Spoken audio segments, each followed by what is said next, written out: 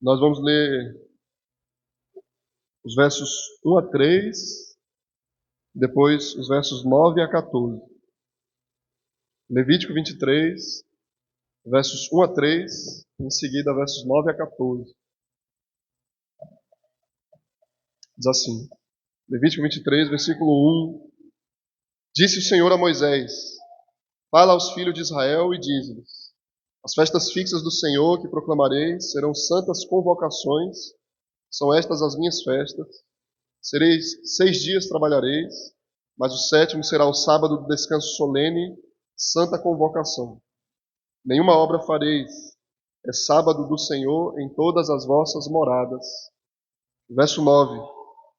Disse mais o Senhor a Moisés: Fala aos filhos de Israel e dize-lhes: Quando entrardes na terra que vos dou, e cegardes a sua messe, então trareis o molho das primícias da vossa messe ao sacerdote. Este moverá o molho perante o Senhor, para que sejais aceitos. No dia imediato ao sábado, o sacerdote o moverá. No dia em que moverdes o molho, oferecereis um cordeiro sem defeito de 1 ano, em holocausto ao Senhor. A sua oferta de manjares serão 2 dízimas de 1 éfa de flor de farinha, amassada com azeite, para oferta queimada de aroma agradável ao Senhor, e sua libação será de vinho, a 4ª parte de 1 hin. Não comereis pão, nem trigo torrado, nem espigas verdes, até o dia em que trouxerdes a oferta ao vosso Deus. É estatuto perpétuo por vossas gerações, em todas as vossas moradas. Amém. Vamos orar, irmãos.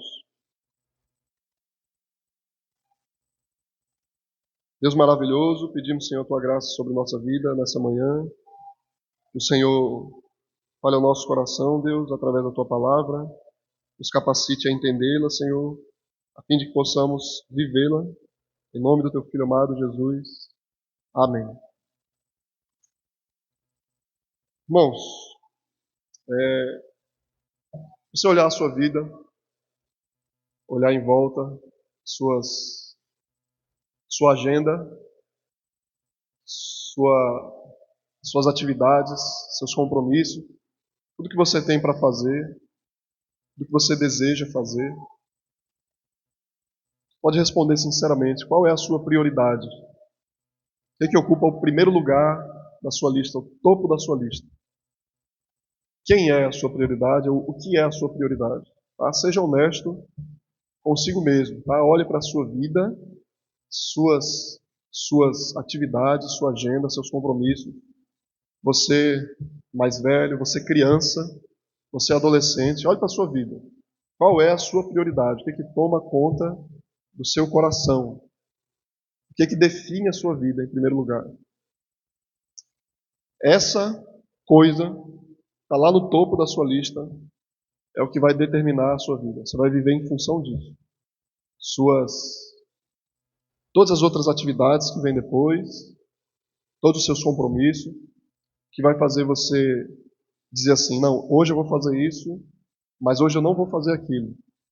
Que vai fazer com que você cumpra um compromisso e que você descumpra outro compromisso. Que vai determinar as suas emoções, seus estresses, suas alegrias. Vai ser essa coisinha que está lá no início da sua lista. Tá? Isso vai definir a sua vida. Qual é a sua prioridade? A gente vai falar hoje de uma festa chamada Festa das Primícias. O nome, ele traz para a gente uma ideia do que se trata, né? A Festa das Primícias, ela trata dos primeiros frutos.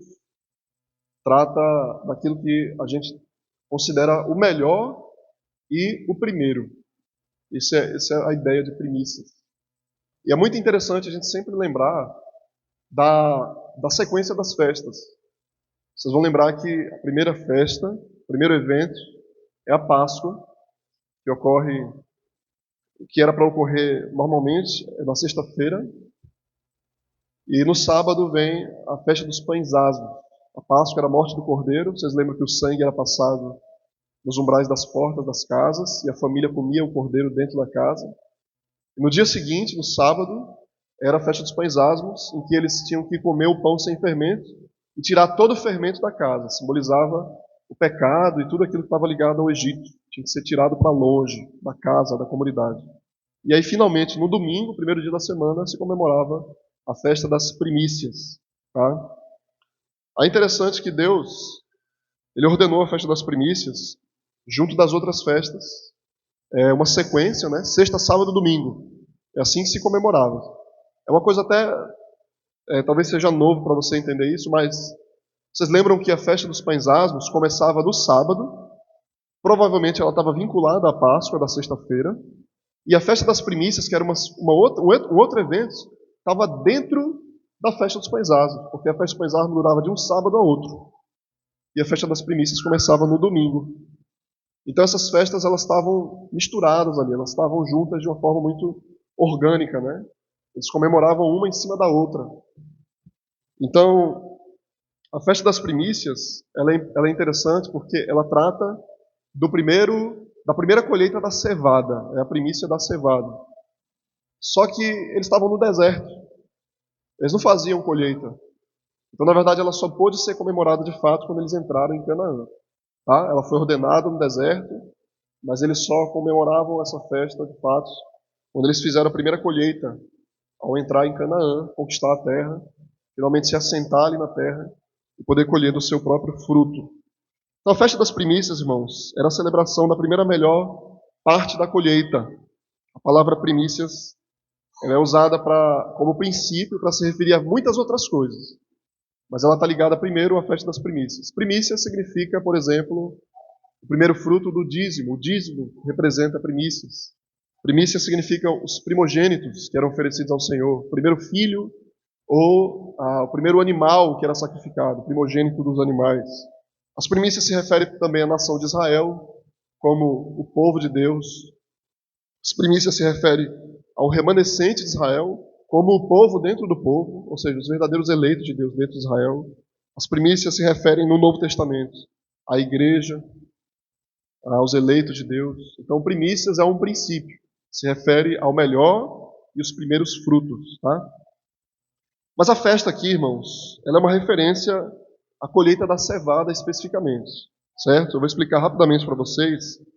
Essa colheita, ela começava várias semanas antes da colheita do trigo. E o que era a colheita do trigo? Era a festa de Pentecoste. Então, a festa de Pentecoste ocorria depois, era a próxima festa que a gente vai estudar, se Deus permitir, no domingo, e era a colheita do trigo. É interessante que a festa de Pentecoste também, no dia da colheita, era chamada dia da primícia. Então você tem a festa das primícias, e você tem o dia da primícia na festa de Pentecoste, que era a colheita do trigo. Muito parecido. Tá?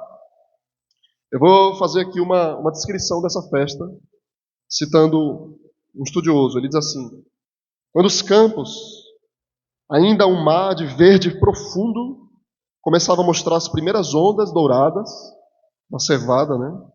O agricultor israelita, ele ceifava o primeiro feixe do cereal maduro da sua colheita e levava para o sacerdote.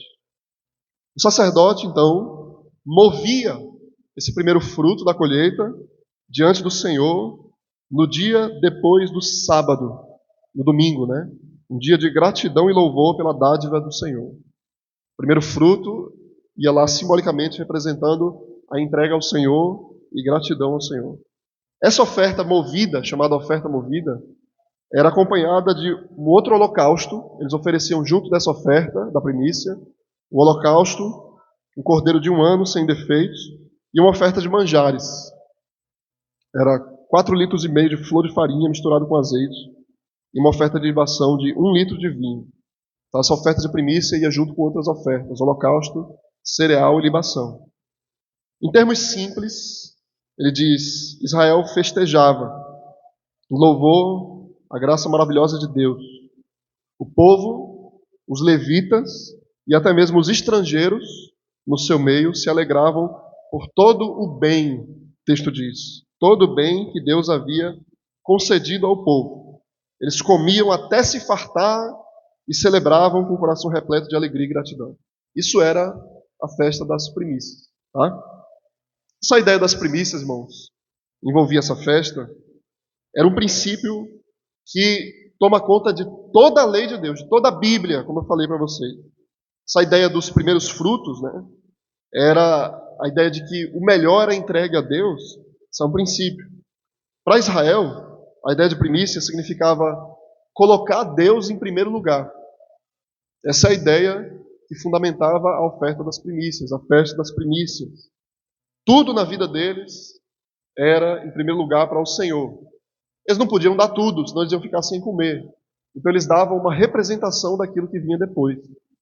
O primeiro fruto era um representante de toda a vida. Toda a vida.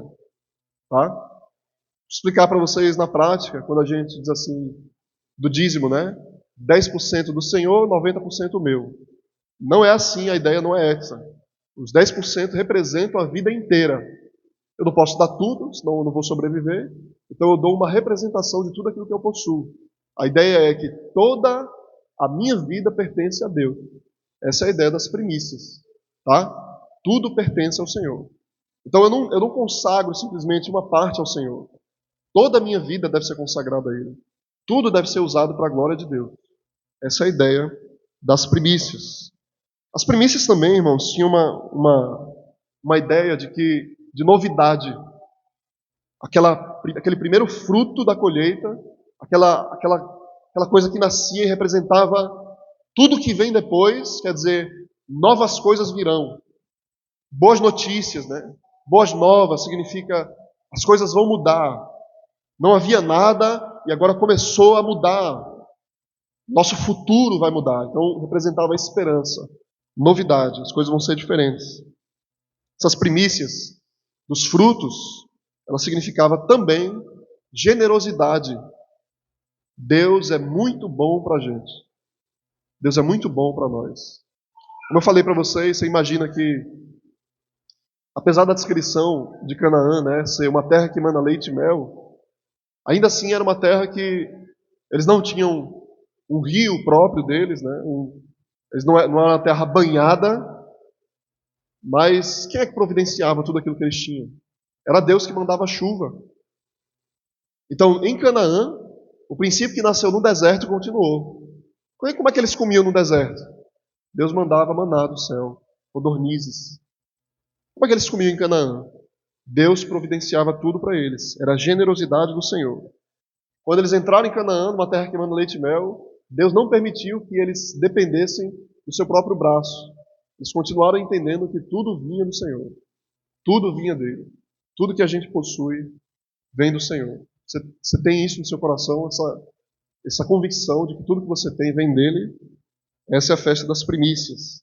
Deixa eu ler um texto para vocês, para mostrar como é que essa generosidade de Deus, ela mexe com o nosso coração e faz com que a gente seja generoso também. Deuteronômio capítulo 24, o escritor ele vai mostrar, Moisés, né? Ele vai falar da lei das espigas. O verso 17 a 19 diz assim: Não perverterás o direito do estrangeiro e do órfão, nem tomarás em penhor a roupa da viúva. Lembrar-te-ás de que foste escravo no Egito e de que o Senhor te livrou dali, pelo que te ordeno que faças assim. Quando no teu campo cegares a messe, nele esqueceres um feixe de espigas, não voltarás a tomá-lo. Para o estrangeiro, para o órfão e para a viúva será, para que o Senhor teu Deus te abençoe em toda a obra das tuas mãos. Então, quando eles iam colher e eles esqueciam ou eles deixavam cair aquelas espigas, eles não voltavam para pegar, porque depois havia um segundo grupo de pessoas que dependiam daquilo. Então a lei não permitia que eles estivessem em excesso, para que outras pessoas pudessem ser supridas. Então a generosidade ela acontecia automaticamente, né? E foi Deus que prescreveu isso. Isso estava ligado a esse princípio. Na colheita, vocês deviam pensar no seu próximo. Aquilo que Deus dá, esbanja, né? Esbanja. Só a gente lembrar de uma imagem, onde Jesus estava comendo com seus discípulos, com seus amigos judeus. Uma mulher veio pedir, uma mulher sírio-fenícia, uma mulher estrangeira, veio pedir que ele fosse bondoso para ela. E ele disse assim, ele disse que ele veio para o seu povo, para os judeus, né? Então ela fala, eu não vou dar aquilo que é precioso aos cachorros, né? Uma palavra muito, muito forte, né? Mas ela diz assim: mas a gente come as migalhas que caem no chão. E aí ele se condoeu dela. Né?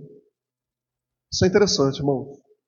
Porque era uma estrangeira dizendo que colhia aquilo que sobrava. A nossa mente, ela pode ser muito carnal nesse momento, né? Achando que existe maldade ali, mas a ideia, na verdade, é que a generosidade de Deus transborda a tal ponto de que Ele oferece salvação para o mundo inteiro. É assim que eu e você, nós somos salvos. A sua generosidade, ele atende um povo e ele consegue suprir outro povo. Essa é a salvação dos gentios. É assim que nós somos salvos. Então, os proprietários da terra, vocês vão lembrar um episódio do Antigo Testamento, como Boaz, no livro de Ruth, eles deviam, quando eles fossem colher no campo, eles não podiam pegar aquilo que caía ou ir limpar os cantos. Né? A lei diz, para não limpar os cantos, né? Vamos colher tudo, pegar tudo, não deixa nada. E foi assim que Ruth foi atendida na necessidade dela. Ruth e Noemi, que eram pobres, elas conseguiram colher o necessário para ter a sua necessidade suprida. Isso é salvação. Em Deuteronômio 26, irmãos, associa a festa das primícias a outra expressão do mesmo sentido, né, de misericórdia, que era o dízimo também. O dízimo estava associado às primícias. 1/10 de toda a fartura em que Deus cuidava do seu povo era entregue ao sacerdote no templo. O dízimo, ele carregava esse princípio de que os primeiros frutos e o melhor fruto era dedicado ao Senhor como representação do todo. Isso é o dízimo. As primícias eram uma forma de dízimo e os dízimos eram uma forma de primícia também. Esse é o princípio. As primícias, então, elas simbolizavam que o nosso amor por Deus, pelo nosso próximo, é maior. É um amor especial. Isso é a primícia. Prioridade. Primeiro fruto. Qual é a sua prioridade? Uma manifestação contra o egoísmo, contra o materialismo. É uma terapia, né? Uma resistência contra o nosso coração apegado demais às nossas coisas. Então a gente oferece o melhor a outros. Aí um autor resume assim, irmãos. Ele fala, as práticas associadas ao dízimo refletiam o coração do povo. À medida que Israel esfriava, eles passavam a apresentar o dízimo de modo mecânico e a ressentir-se e ignorá-lo de todo. O profeta Malaquias escreve sobre isso. Ele revela a corrupção do coração de Israel quando aponta os depósitos vazios do templo. Quando os líderes espirituais aumentaram a pressão para o povo contribuir, fixaram-se no modo mais do que no motivo. E vemos os fariseus conservadores do primeiro século entregarem o dízimo das ervas e dos temperos. E Jesus descreve assim, ele diz assim, da hortelã, do endro e do cominho. Mas eles não mostravam misericórdia. Aí Jesus termina dizendo, ele fala assim, eles eram hipócritas e desconsideravam as outras questões da lei, a justiça, a misericórdia e a fé. Mateus 23, 23. Então, veja como é que esse princípio ele está ligado ao nosso coração. Ele é uma expressão do nosso coração. Não tanto aquilo que a gente dá, mas a nossa motivação. O nosso apego profundo, ele revela o nosso coração. Tá? Hoje o evangelho da prosperidade ele é o contrário desse princípio. Quando ele fala, e a ironia, porque eles falam sobre dá, mas a motivação ela é corrupta, porque não é uma gratidão e uma dependência de Deus. É uma barganha com Deus. Isso é completamente diferente do princípio das primícias. Isso é o evangelho da prosperidade das igrejas evangélicas hoje. Porque nós dependemos de Deus e tudo que temos é dele. Foi ele que nos deu. E nós somos gratos. Agora o mais importante, irmãos. Como é que isso está ligado à nossa salvação? Quando Israel entrou na terra de Canaã, eles saíram do deserto, houve uma atualização no calendário. Isso é muito interessante. Lá em Josué capítulo 5, antes deles entrarem na terra, Deus manda eles comemorarem a Páscoa. Independente da época da estação, se era a estação da colheita ou não, eles deviam comemorar a Páscoa. Então eles circuncidaram aquela geração que não havia sido circuncidada, e eles comemoraram a Páscoa e a festa dos pães asmos. Então eles entraram na terra. Mas não era a estação da colheita. Mas eles comemoraram a festa. Então eles recomeçaram o ano. Então é interessante, né? Eles saíram do deserto e eles recomeçaram a vida deles. Começou-se o calendário da saída do deserto. Eles comemoraram a Páscoa. Mas aí, acabou o deserto, eles chegaram em Canaã. Eles recomeçaram o calendário. Eles comemoraram a Páscoa e a festa dos pães asmos. Aí isso é importante, porque não era necessariamente a época da colheita. O que determinava então essa festa? Era a redenção. O que fez com que eles comemorassem aquelas festas não era a estação do ano, não era a colheita. Era a redenção deles. A salvação deles. Vocês entenderam? Eles reiniciaram o calendário por causa da salvação. Eles estavam saindo do deserto e entrando em Canaã. Assim como eles saíram do Egito e entraram no deserto. Eles recomeçaram a vida deles. Então a Páscoa começava no dia 14 do mês de Abib, do primeiro mês do ano.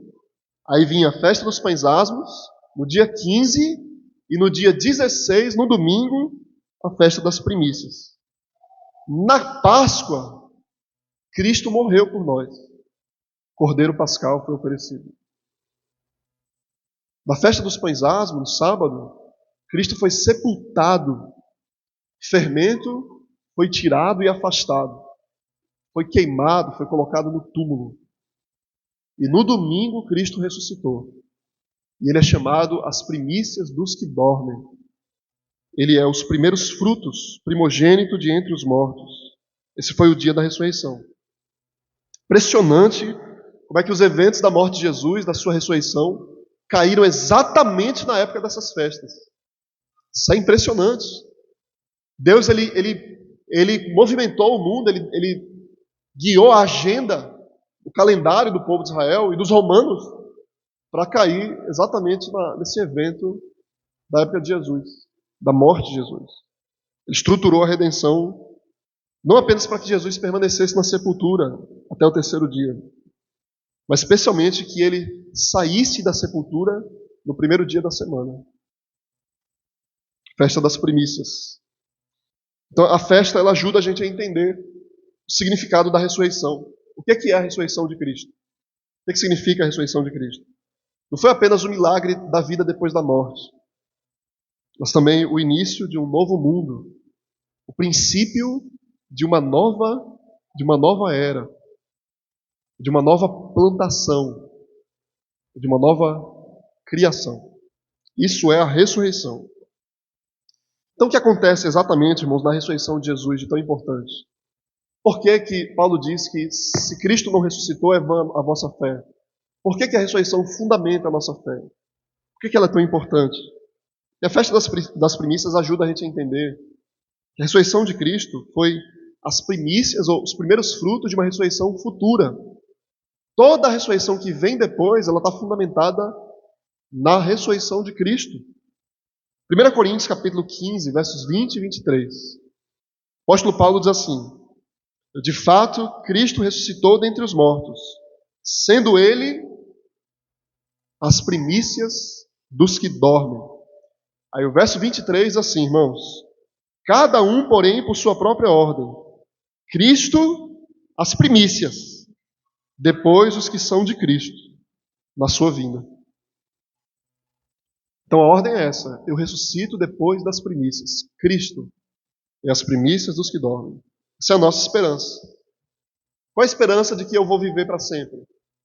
De que meu corpo corrupto, que está se deteriorando cada dia, ele vai ser restaurado no último dia? É que Cristo ressuscitou. Ele é as primícias dos que dormem. Colossenses 1,18, Paulo chama por outro nome. Ele diz assim: ele é a cabeça do corpo da igreja. Ele é o princípio primogênito de entre os mortos, para em todas as coisas ter a primazia. Em todas as coisas ter a primazia. O versículo antes, irmãos, é interessante, o apóstolo Paulo diz assim: ele é o primogênito da criação. Os testemunhos de Jeová dizem que ele foi o primeiro a ser criado, por causa dessa expressão, né? Isso é um erro grosseiro, porque, na verdade, primogênito da criação significa exatamente que ele é o primeiro a ressuscitar. Ele é o princípio de uma nova criação, é isso que Paulo está falando. Ele é o primogênito de entre os mortos, sua ressurreição. Que autoridade isso dá para Cristo? Por que isso é tão importante e poderoso para ele? Apocalipse 1, 17, 18, João diz assim: quando o vi, caí aos seus pés como morto. Porém ele pôs sobre mim a mão direita, dizendo: não temas, eu sou o primeiro e o último e aquele que vive. Estive morto, mas eis que estou vivo pelos séculos dos séculos e tenho as chaves da morte e do inferno. Esse é o Cristo que vive para sempre. Essa é a sua autoridade. Ele tem poder para fazer viver, fundamentado na sua própria ressurreição.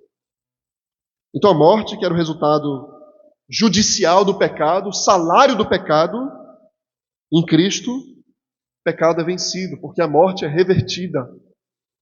A desordem trazida pelo pecado é então solucionada. Por isso Paulo diz no verso 54, 1 Coríntios 15, tragada foi a morte pela vitória. Ele tragou a morte. A ressurreição de Cristo, irmãos, foi as primícias da ressurreição do corpo, da ressurreição física. Ele moveu os primeiros feixes de uma nova vida, foi a colheita do princípio de uma nova vida, e ele abriu o caminho além da morte para todos que morrem no Senhor, aqueles que têm fé no Senhor. Então uma colheita mais abundante virá. E essa é a linguagem que Jesus usa, por exemplo, no seu sermão profético. Ele fala de uma colheita. Quando Jesus vier, ele vai fazer uma colheita. Ele vai passar a lâmina nesse mundo, a foice. Ele vai colher. Alguns serão lançados no fogo. O poder disso é extraordinário. Porque as primícias da ressurreição de Cristo não é apenas uma esperança para a ressurreição do nosso corpo, mas é uma esperança para a restauração do mundo inteiro. Abra sua Bíblia em Romanos capítulo 8, por favor. Romanos capítulo 8. Verso 18.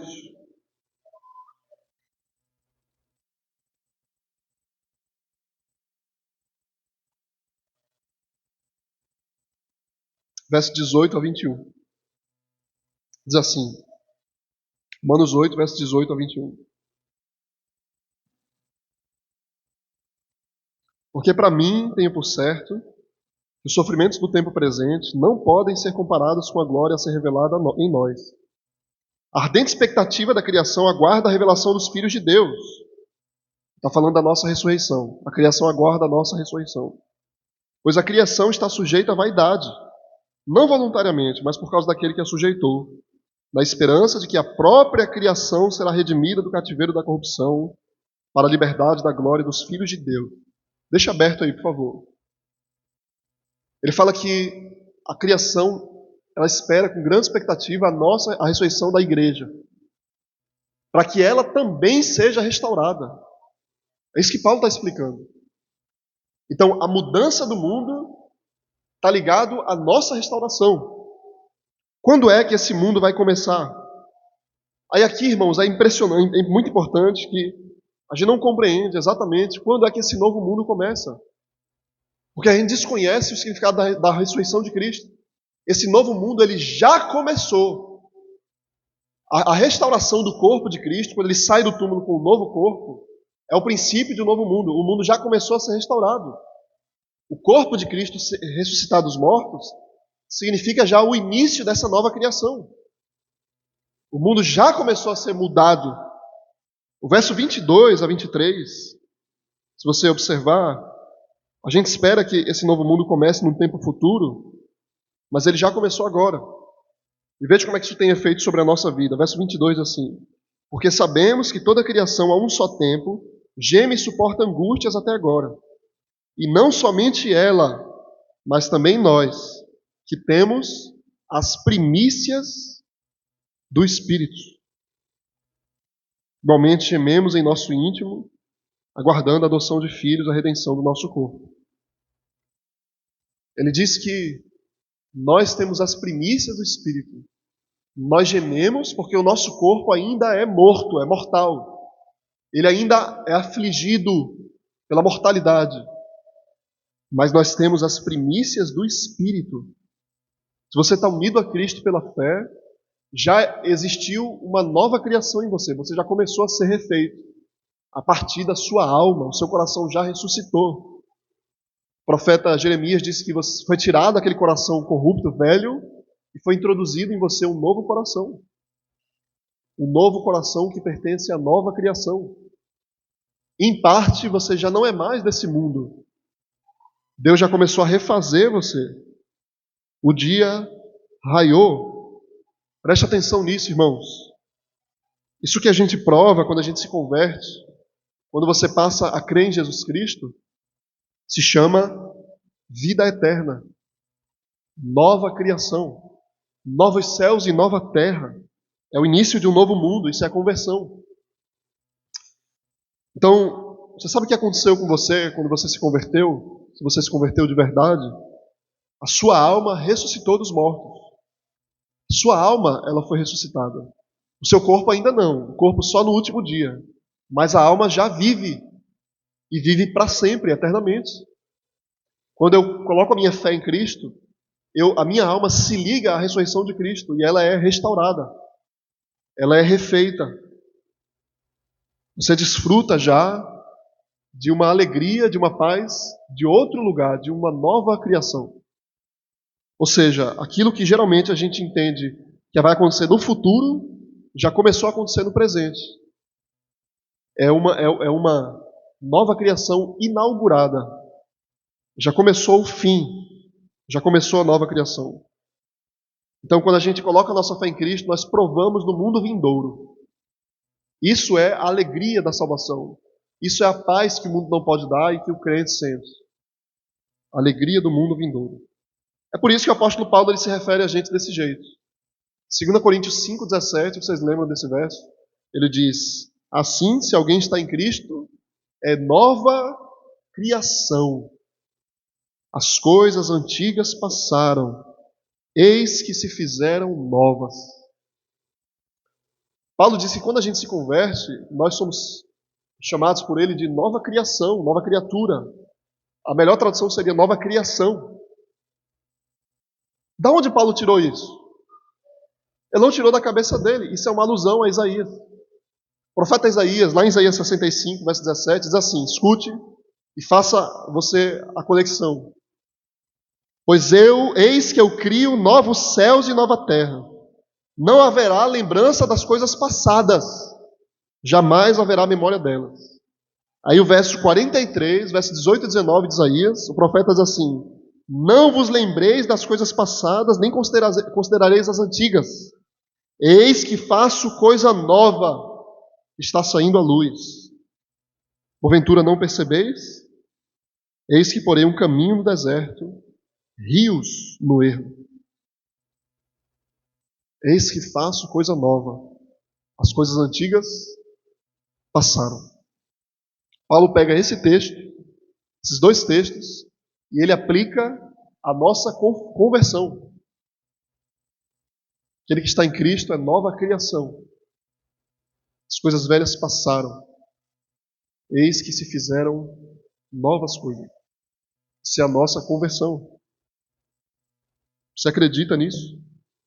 Que você é cidadão de um outro mundo? Que você é o início de uma nova criação? Deixa eu reforçar isso para vocês, para a gente concluir. Essa é a aplicação do texto, é a sua identidade. Aqueles que seguem Jesus são chamados no Novo Testamento de primícias. São não apenas pessoas que esperam ir para o céu, mas ele diz que quando Cristo ressuscita, nós cremos nele, nós somos o princípio de uma colheita. Tiago, capítulo 1, verso 18. Tiago diz assim: pois segundo o seu querer, ele nos gerou pela palavra da verdade, para que fôssemos como que primícias das suas criaturas. Tiago 1,18. Ele nos gerou pela palavra da verdade, ele nos transformou pela sua palavra como que primícias das suas criaturas. Isso é interessante, irmãos, porque quando nós cremos em Cristo, nós recebemos as primícias do Espírito. E nós nos tornamos as primícias da sua criação. Aí, vou fazer mais duas referências para vocês. Em Romanos capítulo 11, verso 16, os crentes são tratados como as primícias de Israel. Alguns versículos depois, ele diz que vai chegar o tempo em que todo Israel será salvo. Os crentes hoje são as primícias de Israel, então ele diz, e todo Israel será salvo. Em Apocalipse capítulo 7, existe a descrição do total do povo de Deus, chamado os 144 mil. Eles são descritos como redimidos da raça humana. E eles são chamados de primícias para Deus e o Cordeiro. De toda a criação, eles são as primícias para Deus e para o Cordeiro. Isso é uma coisa que pouco antes é chamada de Evangelho Eterno, colheita da salvação e do julgamento. Apocalipse 14. Essa ideia, irmãos, de que Cristo é a primícia e de que nós somos as primícias da nova criação em Cristo Jesus, deve trazer para a gente alegria e esperança. E deve trazer um sentimento de nova identidade. E deve implicar um jeito novo de viver. Porque a gente se angustia, por um lado, porque a criação ainda não foi completamente restaurada. E isso faz com que a gente busque a restauração, a renovação de todas as coisas. Por exemplo, na parábola do semeador, Cristo ele mostra que a palavra de Deus ela é lançada no solo do coração humano. E é essa linguagem que ele usa. E essa semente da palavra, ela brota a 100, a 60 e a 30 por um. A festa das primícias, ela representa essa lição. Cada crente leva essa semente no seu coração, na sua vida, porque a igreja de Cristo, do Cristo ressurreto, ela é constituída de pessoas que têm uma missão de levar essa semente. Isso é impressionante, porque depois de terem sido, a gente ter sido transformado pela graça, agora a gente leva isso, a gente leva essa palavra para fazer o mundo frutificar. Deixa eu terminar fazendo menção a dois textos. Em Romanos capítulo 16, Epêneto, um personagem chamado Epêneto, ele é chamado por Paulo de as primícias da Ásia para Cristo. E em 1 Coríntios 16, 15, Estéfanas e a sua família é chamado de as primícias da Acaia. Incrível, né? O que é que Paulo quer dizer com isso? Epêneto e Estéfanas foram os primeiros de uma igreja que foi plantada naquelas cidades. As primícias. A colheita seria ainda maior, porque a igreja começou a crescer ali a partir deles. São chamados as primícias. É assim que a gente deve pensar a respeito de nós, irmão. Quem nós somos em Cristo? Isso deve ter um efeito sobre a sua vida, o modo como você vive. Deus, Ele nos usa para plantar sementes. Semente é a palavra dele. Ele fará a colheita.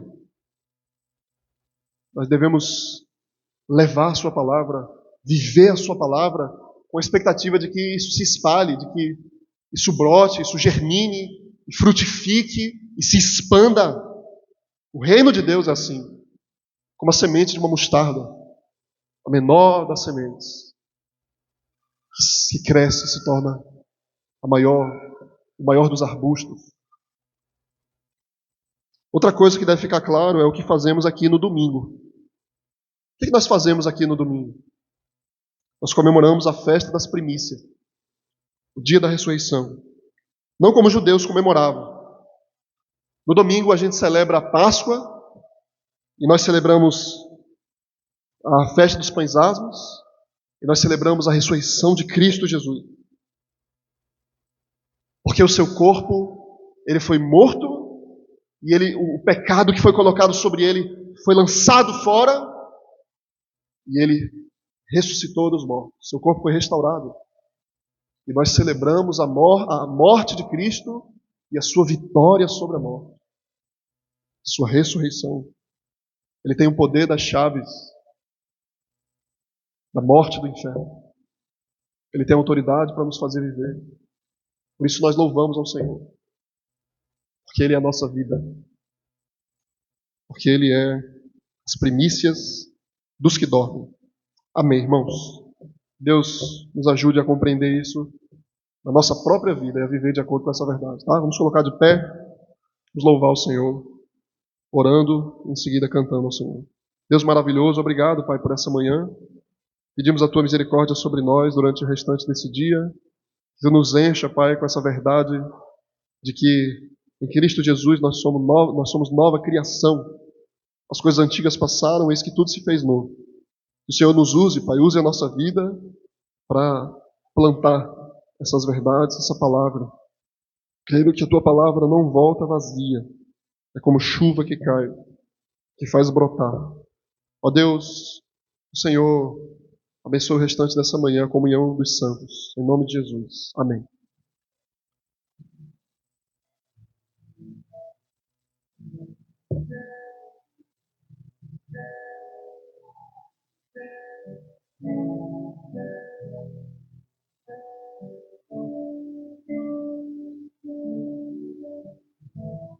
Meu Jesus,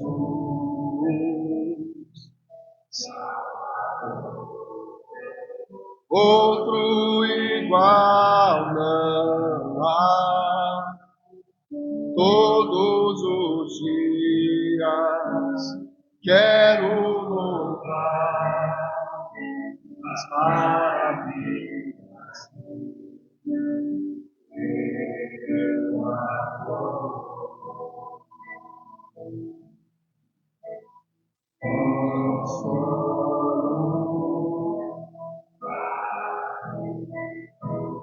Força e refúgio é o Senhor, todo meu ser.